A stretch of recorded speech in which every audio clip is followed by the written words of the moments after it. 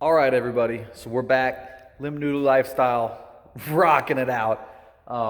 We got the S10 here, and we are trying to get this thing ready to go to powercruise USA out in Brainard, Minnesota. We just want to go out there, have some fun for the weekend, camp out there, really enjoy it. I'm going to get some footage of that for you guys too.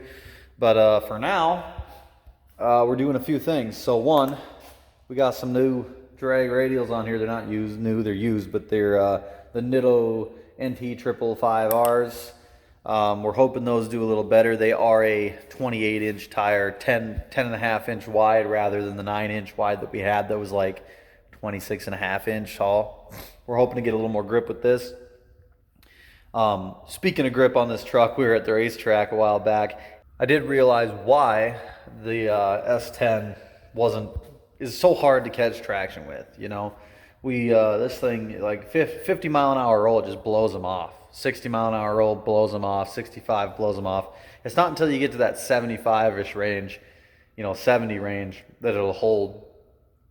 And that's usually, I mean, that has always been at 8 pounds of boost. We haven't turned it up yet, which we hope to do.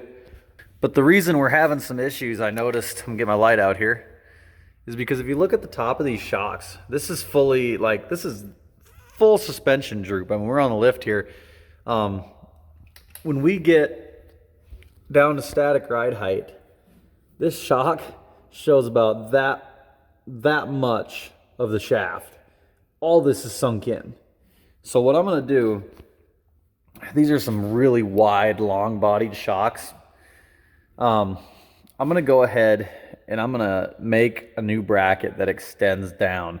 And I don't wanna go any lower than this CalTrack bar, just out of preference. That's pretty low and we don't need to be getting crazy. But I think I'm gonna extend this all the way to there if I have to. See just where our halfway mark is on the shock. See how lower I have to go. If I have to go this far lower, I will, but this is as far as I'm going. But this needs to be extended so we can actually compress that shock and get it to do what we want it to do, It can't do anything if the rear end can't sit back. It can't squat back a skosh. With that being said, we also started on the front suspension. We got our new Viking dual adjustables up in the front on either side. As you can see, we started ripping this thing apart. We got the suspension in this thing was really rough. My ball joints were jacked. All the steering components, the bushings in them were just tore up. So I've had these parts laying around. We put new ball joints in, all new steering rack. I mean, all that stuff is brand new up in there. I'm trying to get you guys enough light so you can see really good. I don't know if I'm doing a great job, but we're going with it. We do need to adjust the pitman arm. That's the one thing I haven't changed, but I didn't have a big enough pickle fork to get that off. So we're going to get on that here in a little bit. But we got all new steering linkage. I got our new shocks and springs. I've got the shock set with a very tight compression and a very low rebound, very loose rebound. So on these particular shocks, they started at 0. They came in the box, set to 0 on both sides. If you go down clicks towards 0, you're minimizing resistance. So on these shocks, you have a compression knob and a rebound knob, okay? I like to call the rebound extension because that's really more accurate. But so compression is the shock compressing into the body, right? If you take clicks away, basically what you're doing is you're lessening the resistance that it takes to push that shaft down into the body of the shock, okay? So if you pull clicks away, it's gonna compress really easily. And the same goes for the extension knob. If you pull clicks away from that, it has less resistance pushing that up, right? So what I've done is I've turned the compression up pretty high because I want it to be somewhat stiff in the front. I think I've got 15 clicks in the compression on both sides. And then the extension, I've only got 3 on either side. I've only got 3. That way that shock will really lift up fast when we take off. It'll lift up, it'll transfer the weight from the front of the truck back, and hopefully, it'll do one of them numbers. It'll, bam, it'll go up. We need to adjust that shock, those shock mounts in the rear so that hopefully this will try to sit down, and I'll put a bunch of, I'll pull a bunch of rebound out of this thing in the rear so that it extends that shock as well and plants those radials to the ground. That's kind of the plan for now anyway. Obviously we're gonna have to mess with these settings. I just threw something in there that I thought was a good base point. We'll see what happens. Viking does give you base points for this on their directions. So here in the directables, they'll give you like a base setting, and I've heard they're pretty good. So you can see here, you know, if you want the car to handle well, or you want to do autocross, and they set up for drag cars at different horsepower ratings, what your, you know, compression and rebound should be as a starting point only. You know, you can start at this, and you can, you know, adjust based on the surface that you're on and how the thing reacts. But these are pretty cool that they have that. We got those set to where we have them. 3 clicks to the rebound, like 15 clicks to the compression, and hopefully we can reach them decent, you know, when we go to do this. Now, the other thing that we're doing all the front suspension on this thing, right? We've got ball joints, all the steering components. We went over that. We do have brand new rotors, new bearings. We have obviously the shocks and springs. We did those. Oh, one thing we do need to do before power cruise. I got a little heat shield. I don't know if you guys have ever seen this. This is a really bad setup. The cold side's very close to the exhaust on this, and I've had to do a lot to separate them. And I got a little heat shield in here, and I try to wrap everything, and still ends up melting this coupler a skosh. Inside of here we have a small hole, and maybe that's why we've had such issues not being able to get over 8 pounds of boost, even though we're clicking that knob. I don't know. I'm assuming so, though. It's pretty hard to believe that you're going to get any more boost out of it if you got a hole. So we got to replace that coupler, maybe work up a little more heat shield there, see what we can figure out. That's on the docket. We do have to, or we do want to, this header gasket is leaking, so we need to replace that, pull the header off, do all that. That thing, the header flange is warped, has been since they were built, and it's a real pain, you know, it's a real pain in the back. So it goes through header gasket on this side all the time. I've tried putting it on a belt sander, and we sanded it way down, but the 2 ears on the ends still flare out just a skosh, and it'll cause those bolts to back out. And when it does that, it only takes, you know, one pull, you know, to blow out an exhaust gasket, and you just don't know when it's coming. So I want to get that done before Power Cruise 2. It's working good with it that way, but I know it'll work better without it, and the popping sound drives me insane. So we're doing it. We're getting it all done. Now Power Cruise is like, what? Not this weekend, but the next. So we got this weekend to do all this stuff. We got to finish up that steering linkage, which is basically almost done. We just have to adjust the pitman arm so that we can actually have adjustment in these tie rods. I've pretty much, the whole system's kind of moved over this way. So this tie rod is almost fully adjusted in on both sides. I mean, the rods are almost touching. And so I'm still like an inch away from actually going into my slot on the knuckle. So I have to get that handled, right? Connect those, grease everything up, ball joints included.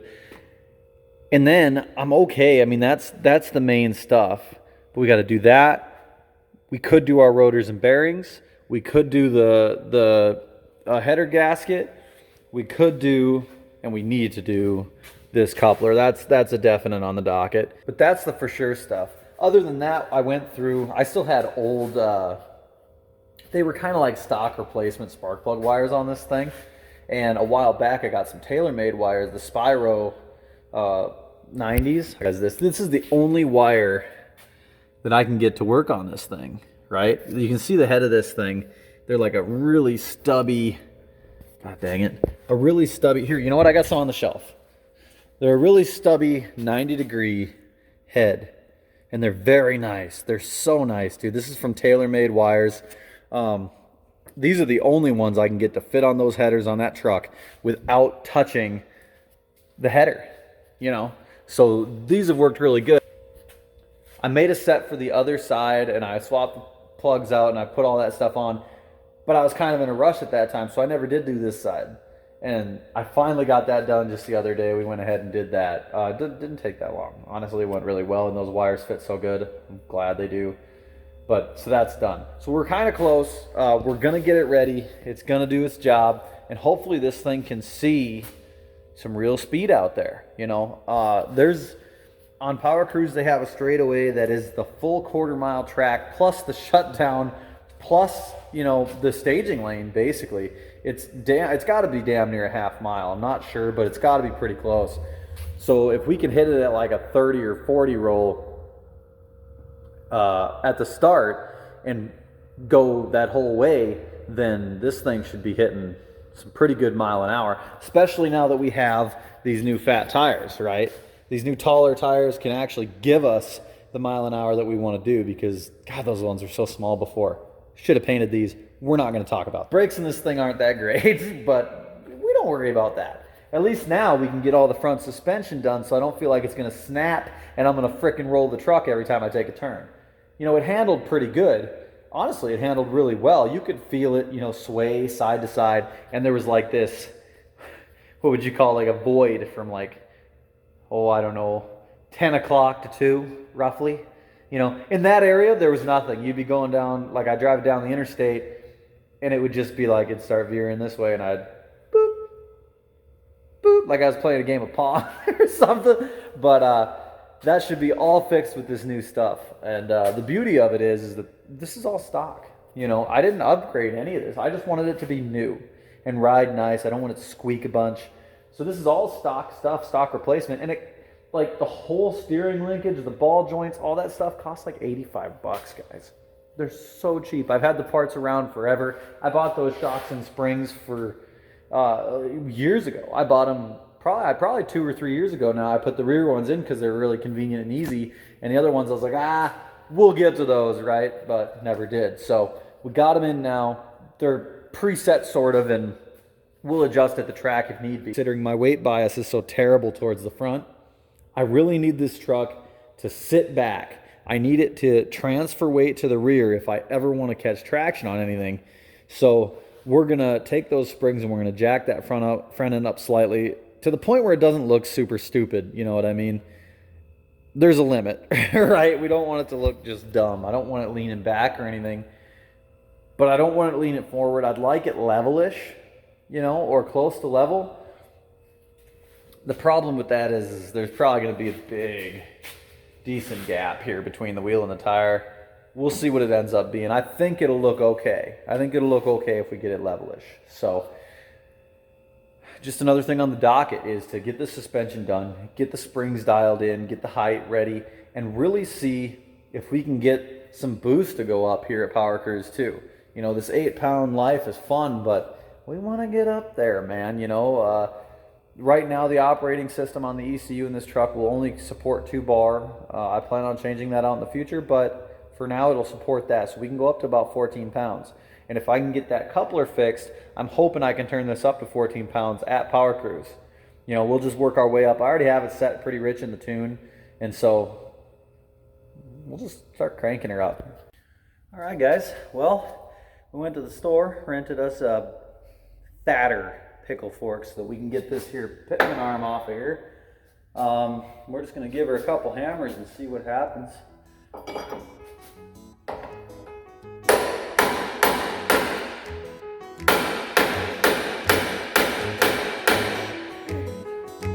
That sucker don't want to move anywhere.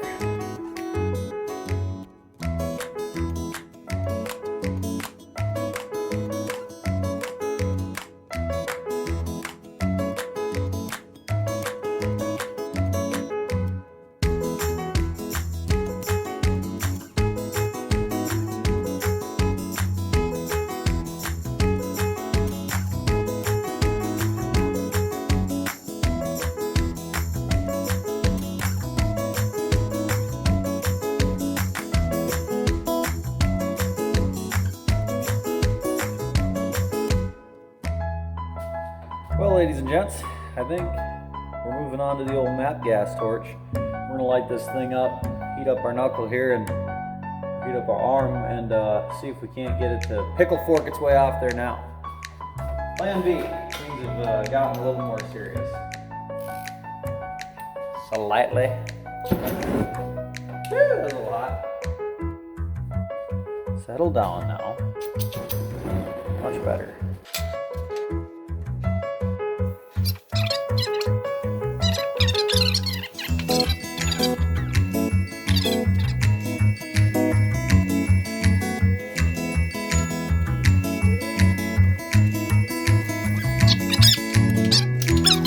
Well, long story short, torch didn't do it. I got that thing super hot, beat it up with a pickle fork with a big old hammer, and it just didn't even move. Didn't move at all. So I don't know. I mean, I had it pretty hot. It was glowing in certain spots momentarily, but maybe that torch just isn't enough for something so thick. I think we're just going to move on, and I'm going to try to get the rest of the slack out of this tie rod. As you can see, there's not much left there. I don't think we're going to make it, to be honest. I think we're going to have some problems here. I don't know. That pitman arm had to move. I could always try to adjust the actual steering knuckle itself, pull that off, turn the steering box, and then go from there, but that's really hard to get to in this truck. It's a real pain in the ass. It's not something I really want to get into. So I'm going to try to adjust that, and we'll just try to go from there, see if that works, and hopefully it'll work. And I plan on having this thing aligned anyway, so I might just, you know, pass that on to the old alignment guy, and he can see if they can get that that pitman arm off and adjust it correctly. Fun fact, we got it backwards, guys. So I was looking at the old steering linkage laying on the ground, and what I didn't realize is that this wishbone bar that goes across the whole thing here, sorry, try to get that to you.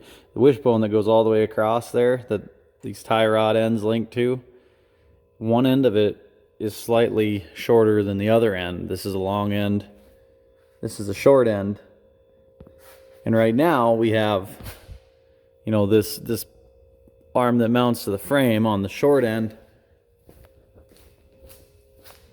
and on the old setup, as you can see, that's on the long end. That's the short end, that's the long end. So I think if we turn that around, we'd be in the good. It just sucks because that arm blows to get off. But no big deal. I'll just have to suck it up, Buttercup, and get her done. If we do that, it'll push everything on this side over. You know, which is what we're really looking for here. So I'm gonna do that. All right, guys. So we've got our steering linkage set up the correct way now. Let me show you here. So we had this wishbone up here kind of set up all janky. We had it backwards, really. One of these arms is shorter than the other. This one here is longer. And we had this backwards so that the long one was on that end and the short one was on this end, and it was offsetting everything over to the left. So I swapped that around, got our tie rods and stuff all on. They're tightened down, they're cotter keyed. We are missing a cotter key and I think a grease zerk still, but just stuff they didn't send with the kit that they were supposed to send. Just didn't make it in there. But that's all pretty much handled until I get that. So I'm going to move on to sway bar things. I've already got my, well, that's not right. I'm not going to show you that. I already got my sway bar end link kind of chilling here. So I'm going to get the other bushing up and try to use this whole apparatus to just swing it on it there. And if hopefully the end bar or the end links can kind of hold it for me, and then I can put it up and put my main bushings and mounts onto the frame. All right, guys, so next up is I got some drilled and soldered rotors off eBay a while back, and there's really no good reason to do this. They're just so cheap. You know, for the S10, parts are just incredibly cheap, and these things, I can't remember how much they were because I've had them for a really long time, but they are so cheap that I figured why not. The old ones are a little glazed over, they got some heat put into them, I can see a lot of discoloration. So I went ahead and I put this side on already, but basically we're doing the rotors, the bearings, greasing all that stuff and put it up back together, I figured I'd walk through it with you on this one. So I'm gonna try to carry you guys with me. My hands are dirty this entire time, and I'm just using my phone today, so might not be the best quality. Let me get you a little better. So this is a side I haven't done yet, and in case any of you didn't know, I do have adapters on this truck because I got a little squirrely buying wheels, and they are a Ford bolt pattern, so I use adapters from the Chevy to the Ford bolt pattern. This is going to have to come off. Then it's just popping this cap off with a hammer and chisel or a screwdriver. The nut and cotter key in there hold this entire rotor and bearing assembly on. So we're going to go ahead and pull all that off, and we'll bring it over to the bench. Get the old bearings out of it, clean it out real good, put the new ones in, and go from there. Sound good? Let's get to it.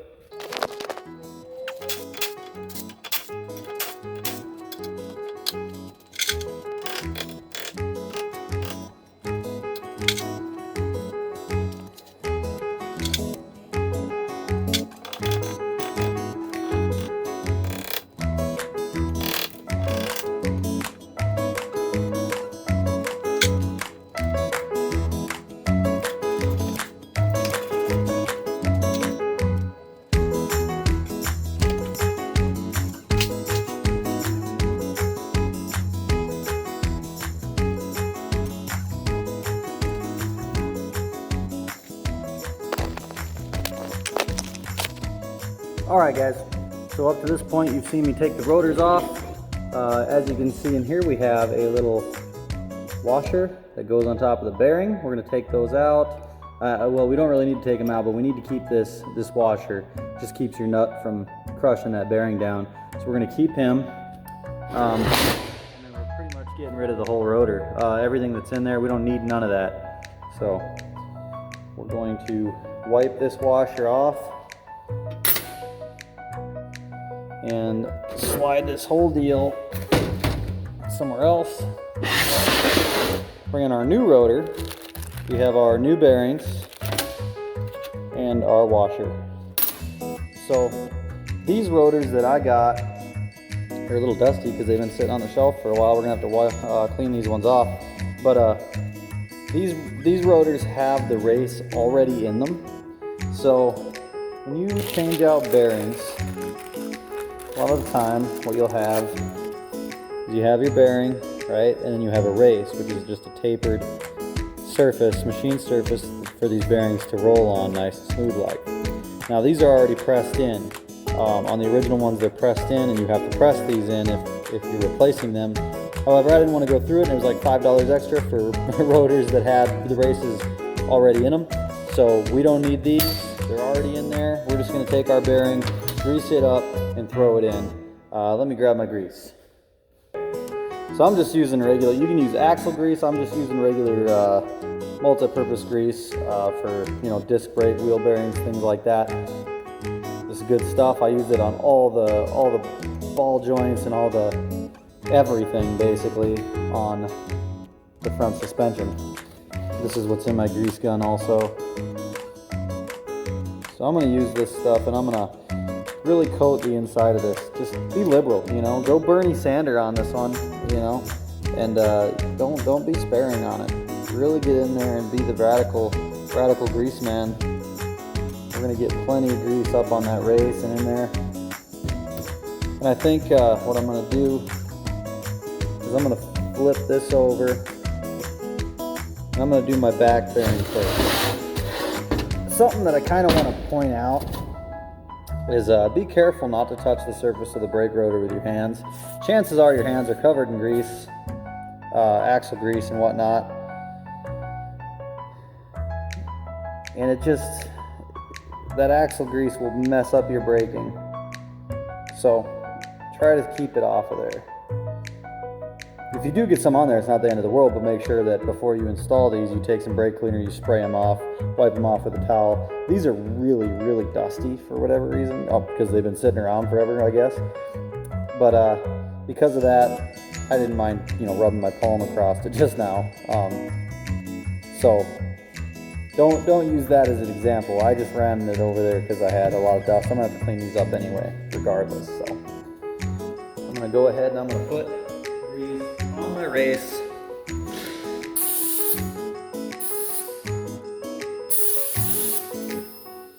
I'm gonna use my grease gun here, and I'm gonna pack this whole hub full, and I'll show you guys what I mean here in a second. I'll give you a better view with this.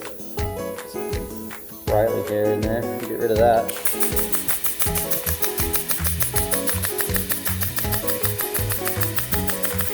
I like to put a bunch of grease in that hub. Just really fill it up.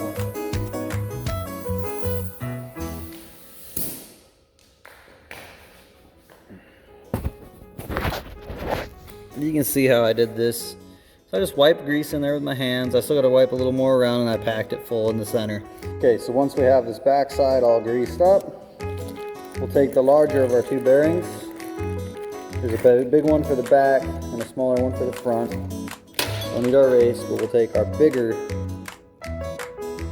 bearing and put it in here. Before we just shove it in there, we want to go ahead and we want to pack that grease down to each one of these bearings, roll them around, make sure it gets up in here real deep. Now you can get grease packers, they make them where it's kind of like a plunger thing full of grease, but you could just rub your palm through it. In this particular case, I'm just going to use my finger. It works perfectly well. And push that grease down in there. It's probably hard to see on camera, but I am pushing it down in between these bearings, and I can see it oozing in from this inside race. So I'm going to keep on keeping on with that. And I'm going to make sure that this thing is covered head to toe 100% with grease inside and out.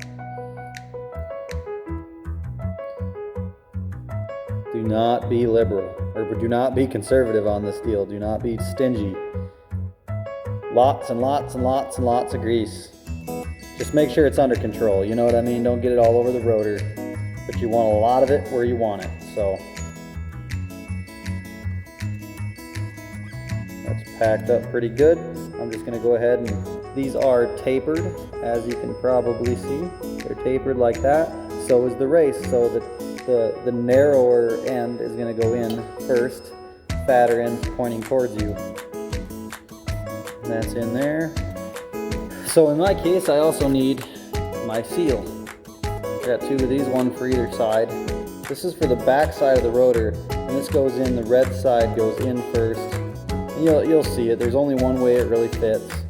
We're just going to set that in there nice and light. And I'm going to grab my hammer, and we're just going to tap this in here nice and lightly. We don't want to bend it. We don't want to smash it. We're just giving it little tap and pulls. Tap and poos all the way around, and if you need to get a little more aggressive over time, you can, but just be careful you're not smashing the seal up.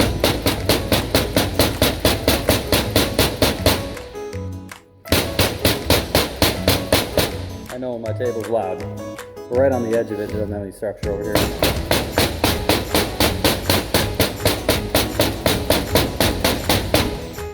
So now that it's in there nice and square and flat, we're all good on the backside. So this is where we're at. You can see how much grease is in the outside. Our bearing is nice and flat. It's laying in there really good. Now I'm going to go ahead and I'm going to finger a bunch of grease in here too. Flip this thing over. Start on the other side.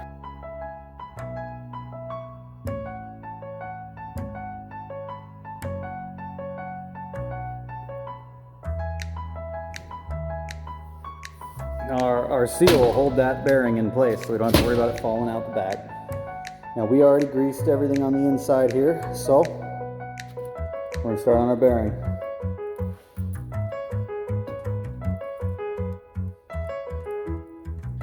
So now we're going to drop that in there, tapered side first. Make sure she sits down there somewhat flush. There we go. I'm going to wipe this grease all up in the inner donut here. We're just going to get her down deep in there. Okay. And now we're pretty much ready to go and put this on the truck. I do want to do one thing first. You guys saw me earlier. I took and wiped down all the old grease off that shaft on the knuckle. I need to put new grease on that. I'm I'm gonna go ahead and I'm gonna lather up that whole shaft here. And I'll move you guys over there so you can see.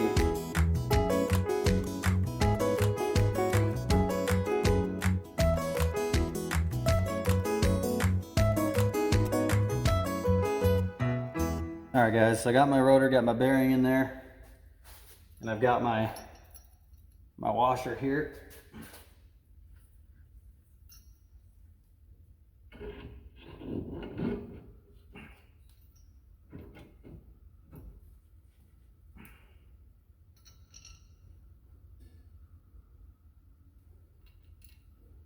Pop him right on there. Now, I'm gonna go through, I'm gonna put this, I mean we're on there, but I'm gonna go ahead and put the castle nut on. And something to note is you really don't want these things to be tight. Different cars call for different like torque specs on them and whatnot, but really a general rule of thumb that I've gone by is just to give them a good snug to seat that bearing down in there and then back it off. You know, so that nut should be loose, really, or just not tight anyway.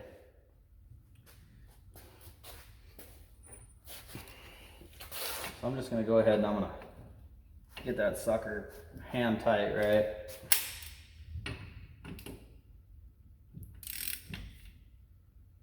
Squeeze her down in there a skosh, back it off. Now, there's still some tension on the nut, but it's not tight. You gotta make sure that this is rotating freely, which the tension of your nut's really gonna determine that also. Now it's just a matter of putting our cotter key back in there. She's pretty bent up, so I'm gonna go ahead and flatten that out on the vise. You should have a new cotter key. If you're asking for advice, you should have a new one. I'm reusing them because I don't have any.